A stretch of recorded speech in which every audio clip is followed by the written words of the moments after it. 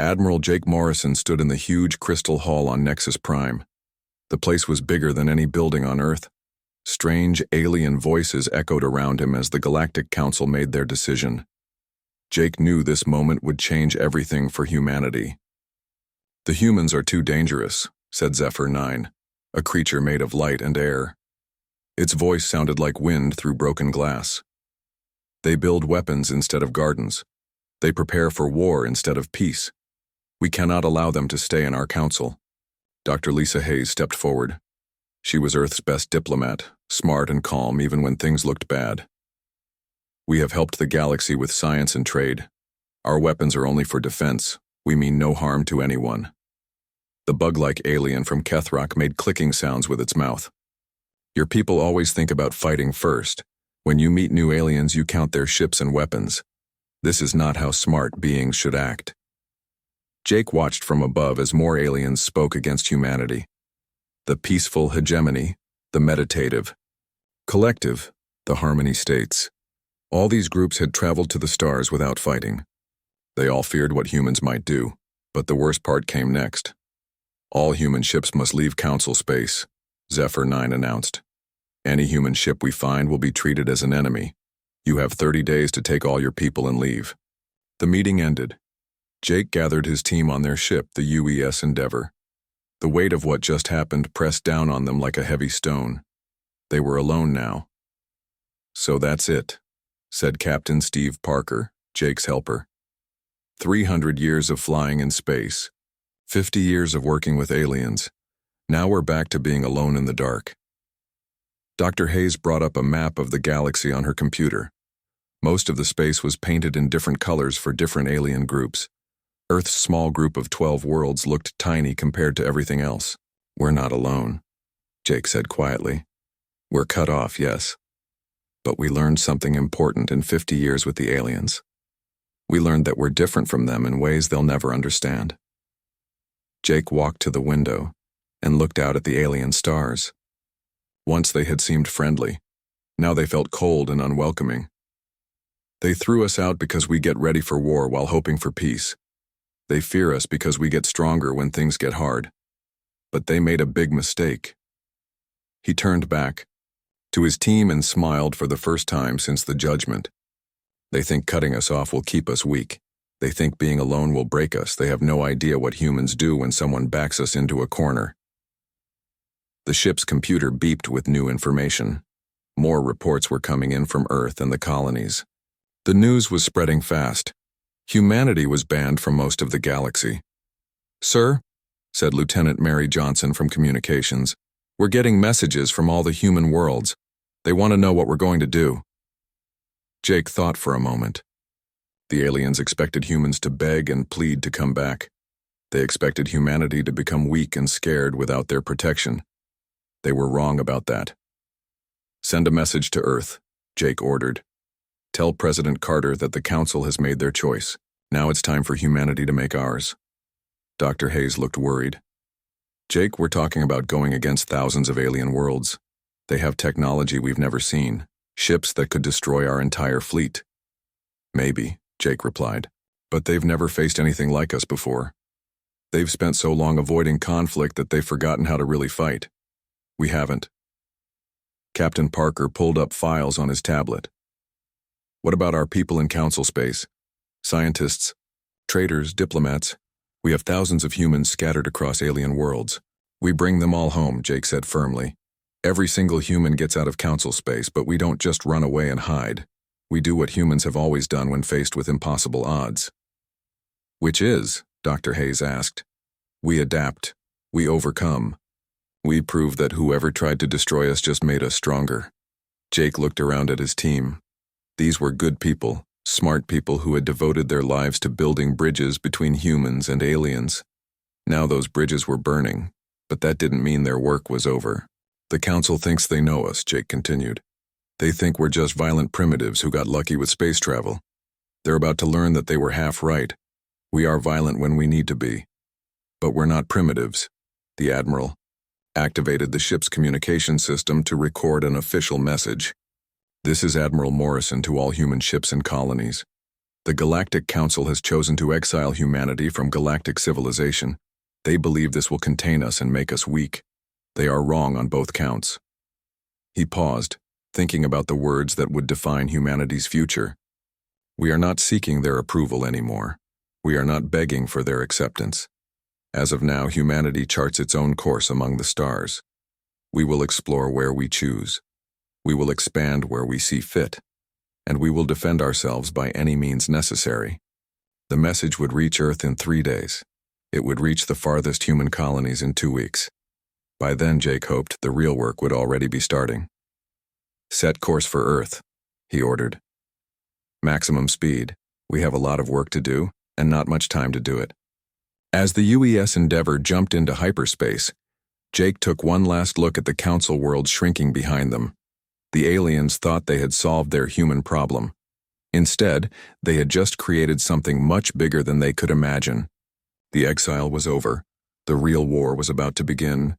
6 months after the exile, President Linda Carter stood deep underground in a secret room beneath the Rocky Mountains.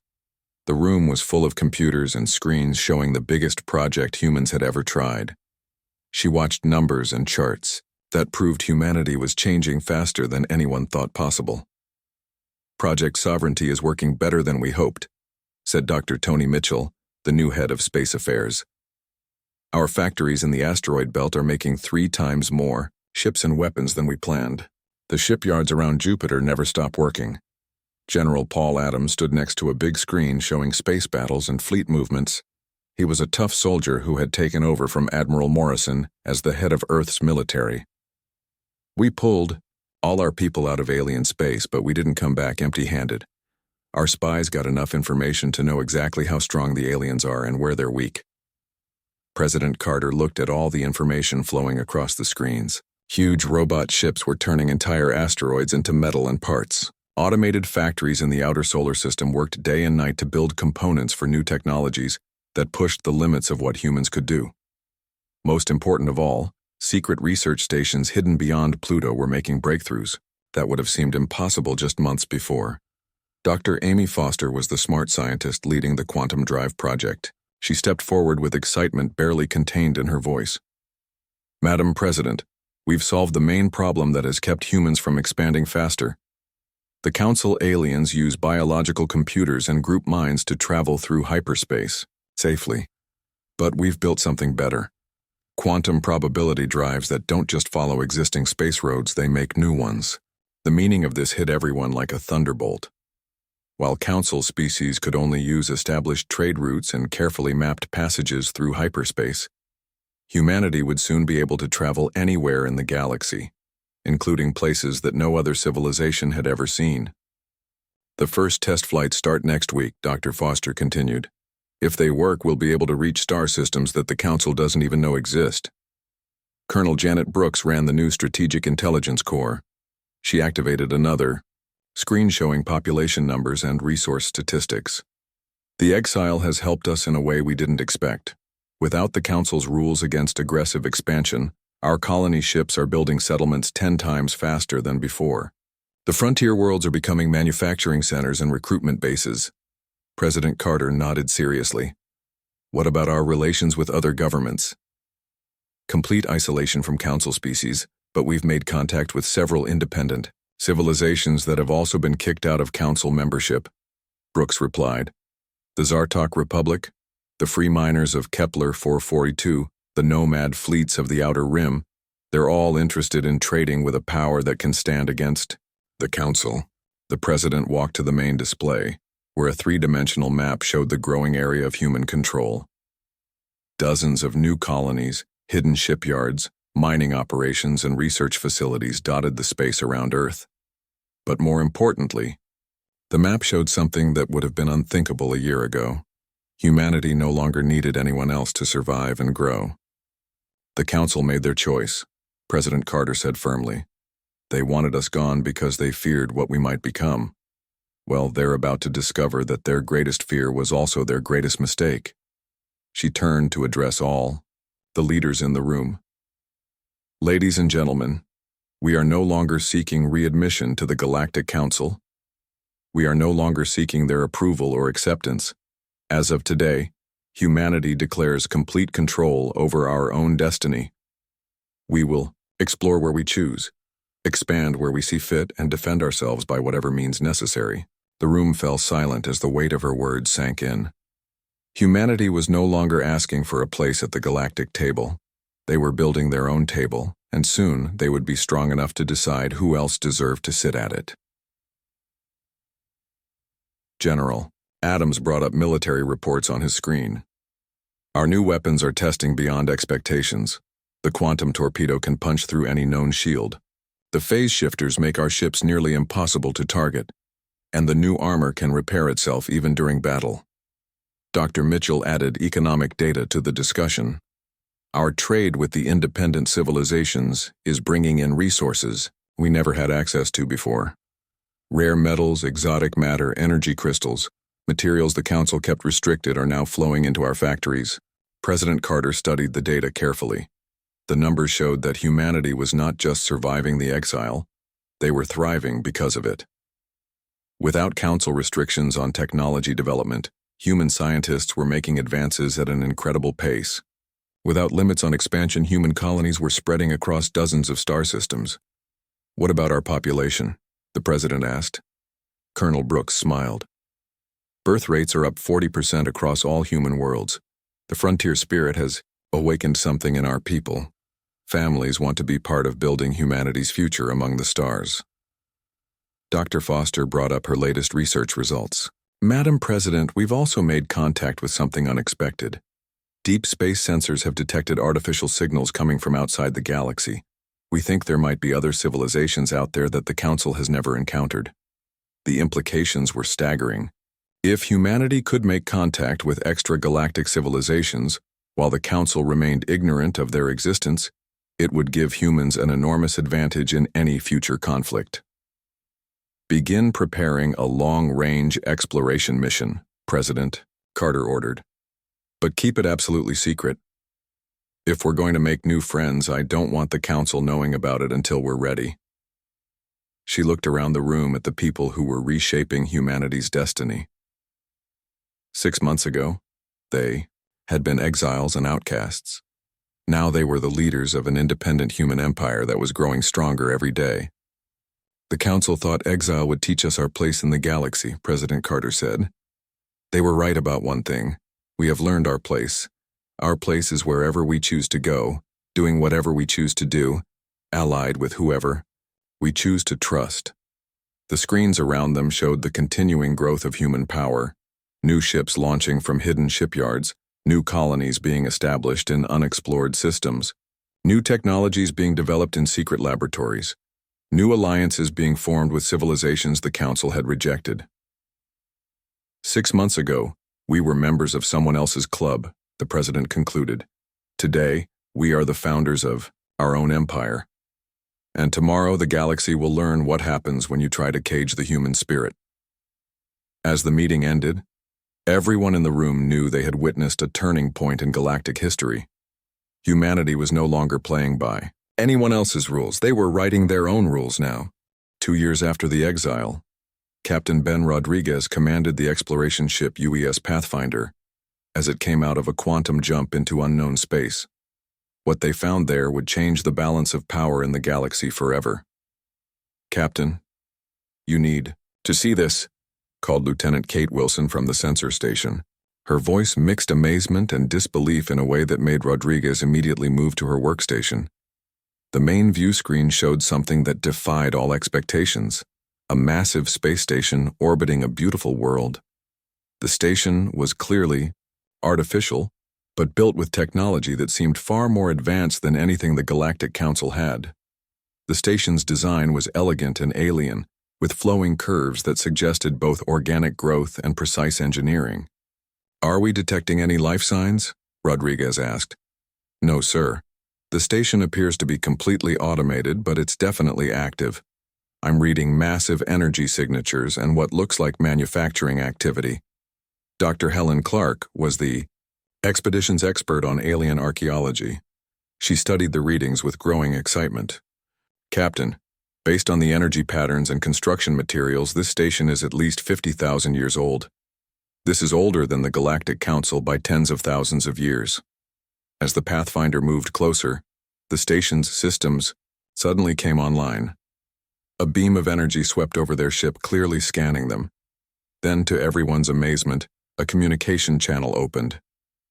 "Greetings, travelers from Sol," came a computer voice speaking perfect English. "You are the first visitors we have received in 47,312 standard years. We are the Archive." The implications were staggering. This automated system had somehow learned their language and identified their home planet instantly. Rodriguez carefully thought about his response. "This is Captain Ben Rodriguez of the United Earthship Pathfinder. We come in peace, seeking knowledge and contact with other civilizations. Your species information has been updated in our records," the Archive replied. "Previous entry, primitive tool users, non-spacefaring. Current entry, starfaring civilization, quantum drive capable, recently exiled from Galactic Council. Congratulations on your technological advancement and independence."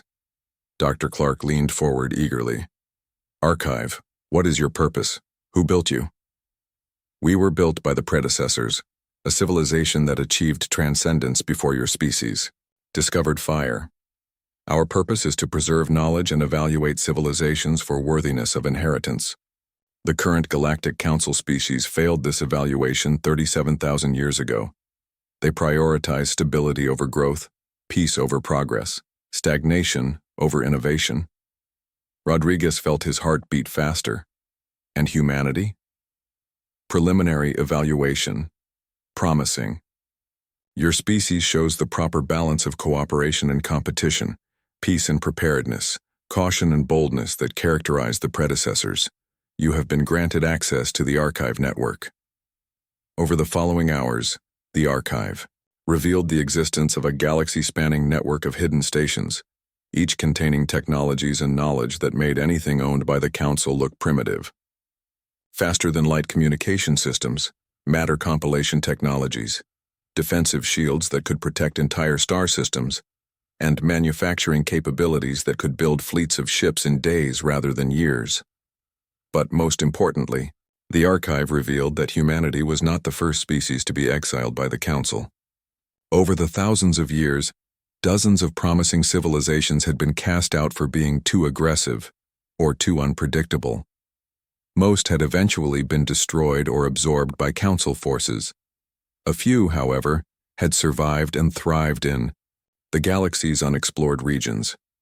The Zephyrian Empire controls 17 systems in the galactic north, the Archive explained. The Karneth Federation has claimed 31 worlds in the spiral arm beyond Council space. The Voidwalker clans roam the empty spaces between galaxies. All were once exiled by the Council. All have grown strong in isolation. Rodriguez realized that humanity had stumbled upon something far greater than advanced technology. They had discovered that the galaxy contained an entire shadow civilization of exiled species, all of whom had been rejected by the Council for the same reasons that led to humanity's exile. Archive, would these other exiled civilizations be willing to work with humanity?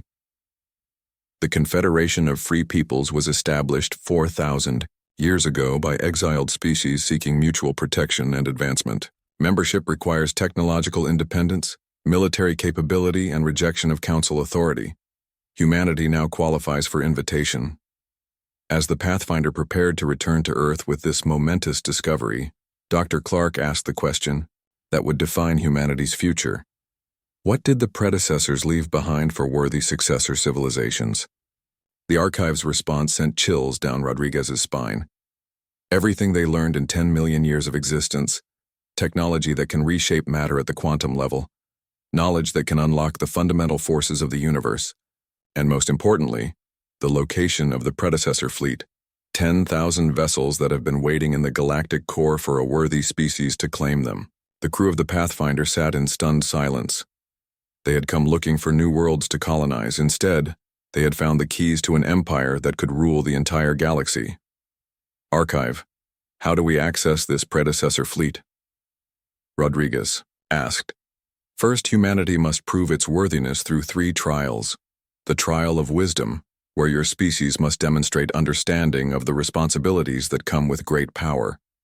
The trial of unity, where humanity must show it can work with other exiled species for the common good, and the trial of strength, where your people must prove they can stand against the Council's military might. Dr. Clark was already taking notes as fast as she could. What exactly are these trials?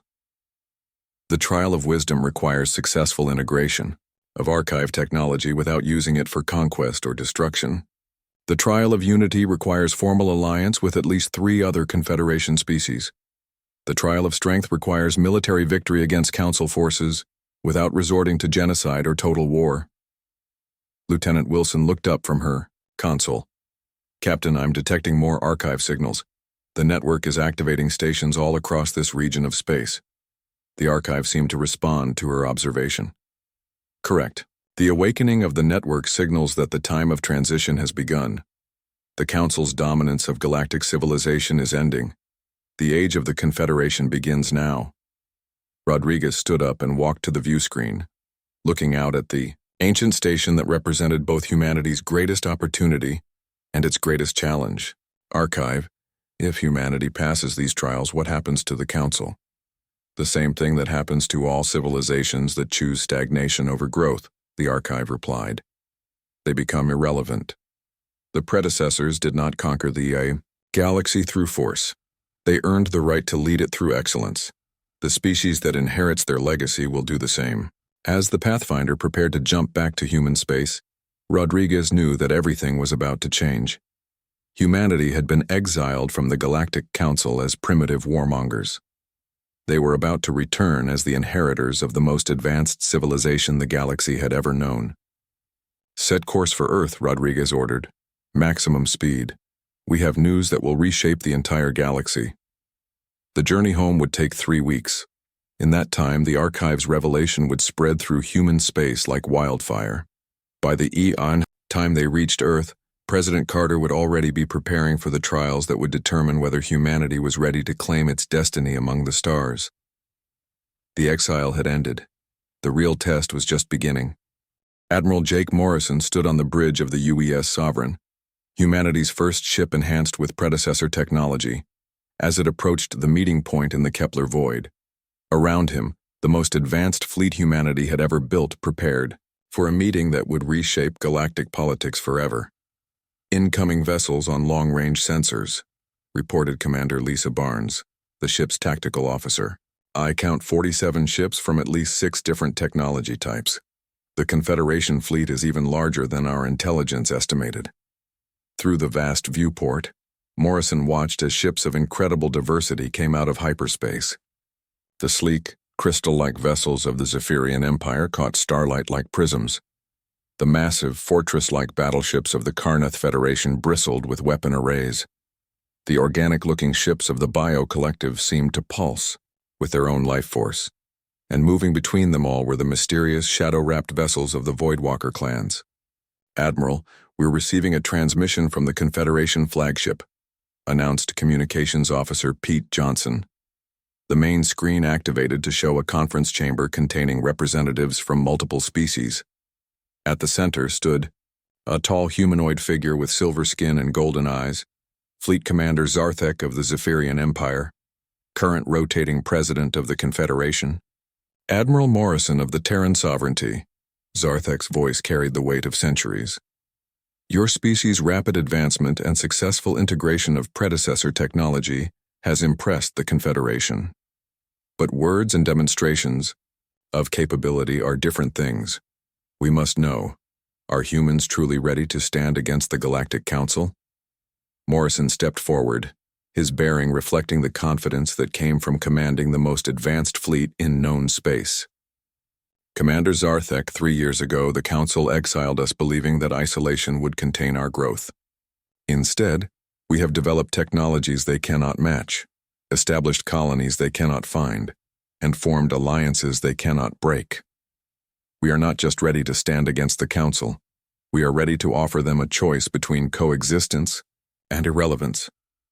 A new voice spoke from the assembly, deep and resonant, belonging to General Karnath of the Federation. Bold words, human. but the Council commands over 4,000 worlds and has military forces numbering in the millions of ships. What can your small cluster of systems offer against such might?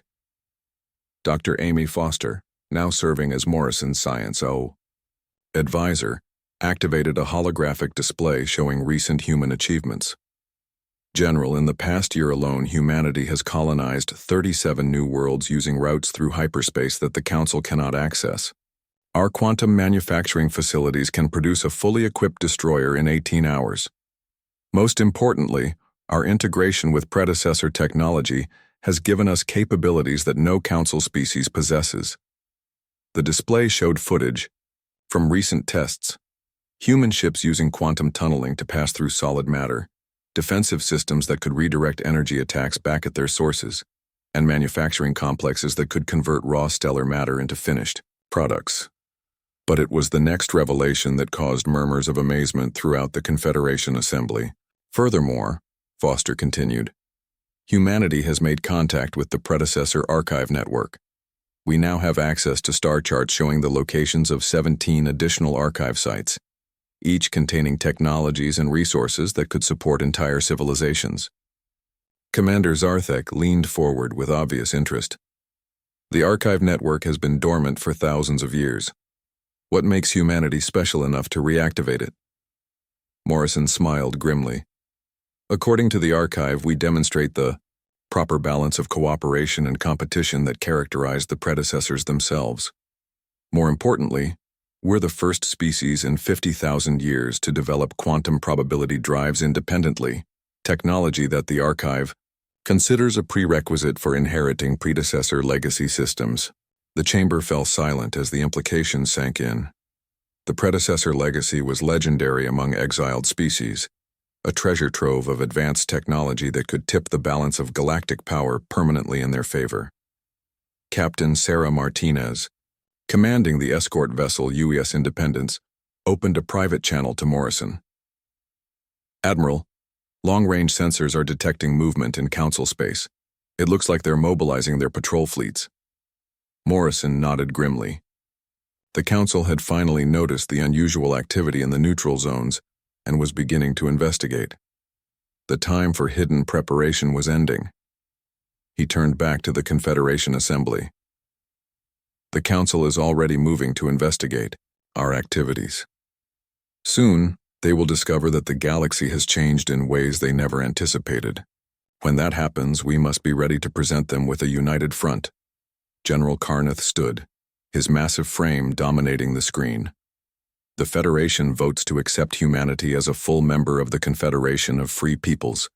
Let the Council learn what happens when they exile those who refuse to be contained. One by one, the other Confederation members voiced their agreement. The Bio Collective, with their living ships that could repair themselves and adapt to any situation. The nomad fleets who had turned exile into freedom by refusing to be tied to any planet. The free traders, who had built an economic network that spanned half the galaxy. The techno-anarchists, who had rejected all forms of government in favor of pure meritocracy. All species that had been cast out by the Council for refusing to conform to their vision of galactic civilization. All species that had grown stronger in exile rather than weaker. As the ceremony concluded, Morrison looked out at the combined fleet that now represented the largest concentration of military power outside Council space. Ladies and gentlemen, members of the Confederation, tomorrow we begin the journey to the galactic core to claim the predecessor fleet. But tonight, humanity is no longer alone in the galaxy. Commander Zarthek activated a new display showing the full extent of Confederation territory. Admiral Morrison, your species brings the total number of Confederation worlds to over 300. Our combined fleets now number more than 8,000 vessels. But more than that, you bring something we have lacked. Access to the archive network itself. Dr. Foster stepped forward. The archives have provided us with detailed intelligence on Council military capabilities, trade routes, and strategic weaknesses. They also contain the construction blueprints for technologies that surpass anything currently in use by any galactic civilization. Morrison studied the tactical information flowing across the displays. The Council had grown complacent over millennia. of unchallenged dominance. Their ships were designed more for intimidation than actual warfare. Their crews had no experience with real combat. Most importantly, their technology had stagnated while they focused on maintaining control rather than advancing knowledge. The Council made the same mistake that countless civilizations have made throughout history, Morrison observed. They became so focused on preserving their power that they forgot why they deserved to have it in the first place. General Carneth activated his own tactical displays. Our combined intelligence networks have identified 17 key Council strongholds that control their entire military infrastructure. If these facilities were to be captured or neutralized, the Council's ability to project force would collapse. But we're not seeking conquest, Morrison reminded the Assembly. The predecessors earned their position through excellence and wisdom, not through force of arms. We will offer the Council the same choice we want for ourselves: coexistence or irrelevance. Commander Zarthek nodded approvingly. Spoken like a true heir to the predecessor legacy, the archive has informed us that humanity has passed the trial of unity by forming this alliance. The trial of wisdom will be judged by how you use the power we're about to claim. The trial of strength will come when the Council forces us to defend ourselves. As the meeting concluded and the various fleets prepared to depart for the galactic core, Morrison reflected on how far humanity had come. 3 years ago, they had been exiles and outcasts. Now they were the catalyst that had united the galaxy's rejected civilizations into a force that could challenge the established order. The Council had exiled humanity to keep them contained. Instead, they had freed humanity to become the leaders of a new galactic civilization. Tomorrow, they would claim the power to make that leadership a reality. President Linda Carter stood in the newly built command center aboard the massive space station Terra Nova, positioned at the edge of Council space. Before her, holographic displays showed the positions of fleets representing both the Galactic Council and the Confederation of Free Peoples. The moment of final confrontation had arrived. Madam President, reported Admiral Morrison from the bridge of the UES Ascendant, now serving as flagship of the combined human predecessor fleet, the Council Armada has taken position at the Nexus Gate. Fleet Admiral Vextar is requesting communication. Carter nodded to her communication staff. Open the channel. It's time the Council learned about the new reality. The main screen activated to show the bridge of the Council flagship Harmony Eternal. Fleet Admiral Vextar was a tall being with the flowing energy-based form typical of the ethereal hegemony. It appeared as patterns of light and color that somehow conveyed both authority and barely controlled anger. President Carter of the human sovereignty. Vextar's voice sounded like multiple beings speaking together. Your species has violated galactic law by entering restricted space and forming military alliances with known enemies of peace. You will immediately withdraw all forces and submit to Council authority. Carter stepped forward, her bearing reflecting the confidence of a leader whose species had transformed itself in just 3 years from galactic outcasts to a major power.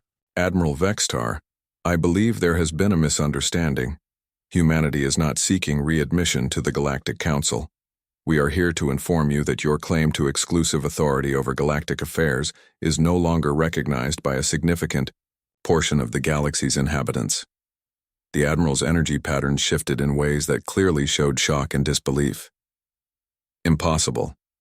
The Council represents all civilized species in the galaxy. There can be no legitimate authority outside our governance. I'm afraid that's no longer accurate, Carter replied calmly. She gestured, and the display behind her activated to show a 3-dimensional map of the galaxy. Vast regions that the Council had marked as empty space now showed the territories controlled by Confederation members. Hidden colonies, secret shipyards, and advanced civilizations that had thrived for thousands of years outside Council oversight. But it was the next revelation that caused audible gasps from the Council bridge crew. The map expanded to show 17 archive sites, all now active and under Confederation control. The location of these sites made it clear that the Confederation had access to regions of space that the Council couldn't reach, and technologies that made anything in Council arsenals look primitive. Dr. Tony Mitchell, now serving as Secretary of Galactic Affairs, stepped forward to address the Council fleet.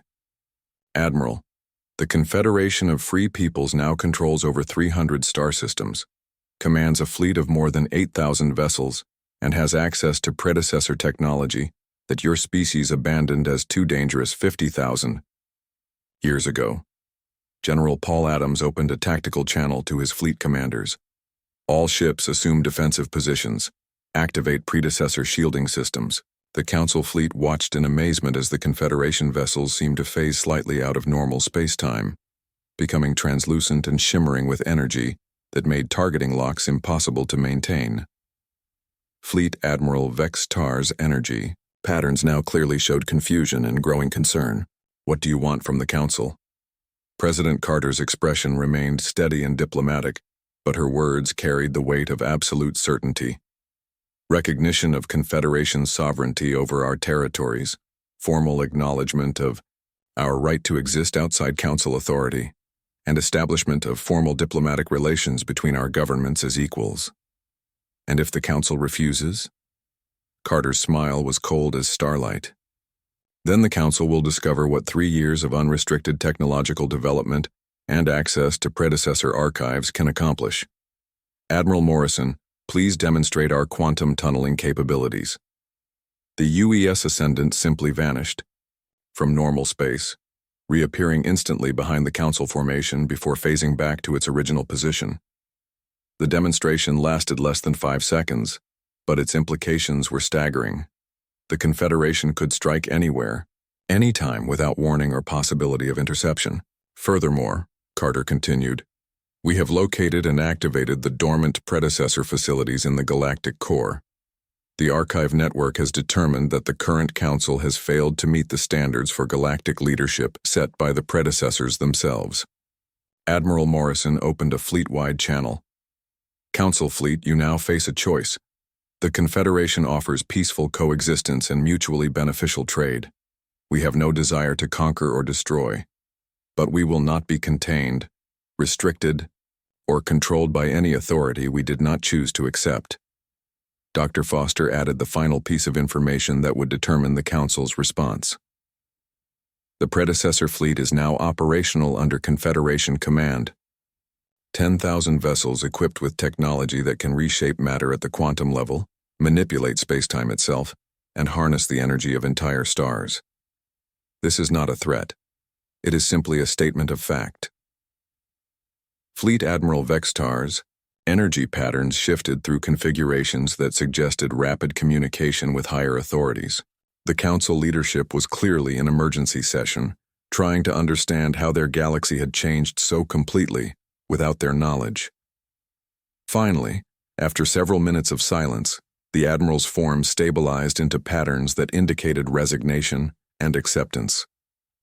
The Galactic Council acknowledges the sovereignty of the Confederation of Free Peoples over their declared territories.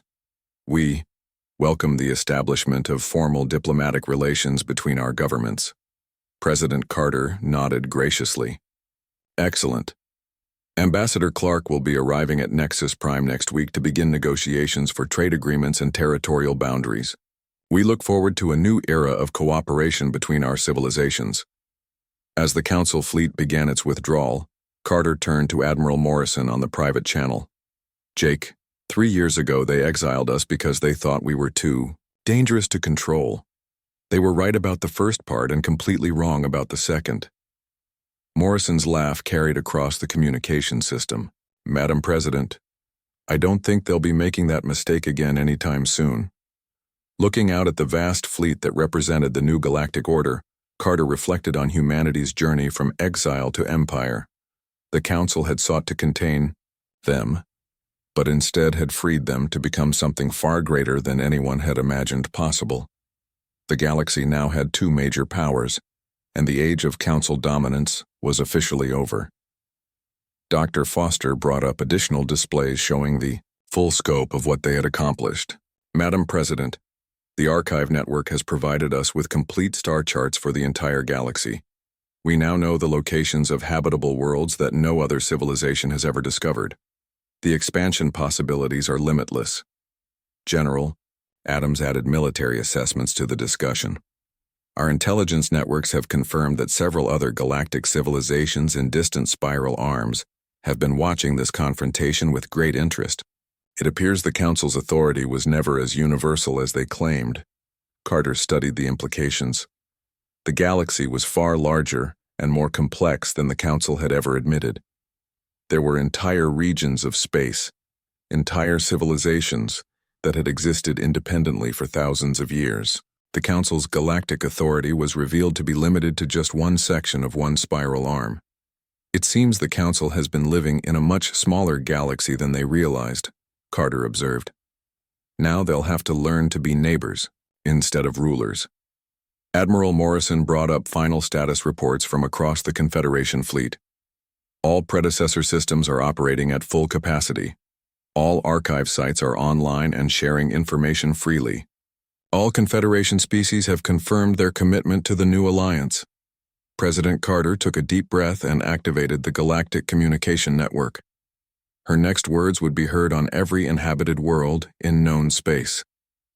Citizens of the galaxy, today marks the beginning of a new era. The age of unchallenged authority is over. The age of cooperation among equals has begun. The Confederation of Free Peoples extends an invitation to any civilization that values independence, progress, and mutual respect. Together we will explore the galaxy not as conquerors, but as partners in the greatest adventure any species has ever undertaken. As her message spread across the galaxy at faster-than-light speeds, Carter knew that history would remember this day as the moment when humanity went from exiled outcasts to the architects of a new galactic civilization. The Council had taught them a valuable lesson about the true price of freedom. Now it was time for the rest of the galaxy to learn what that lesson had cost the Council themselves.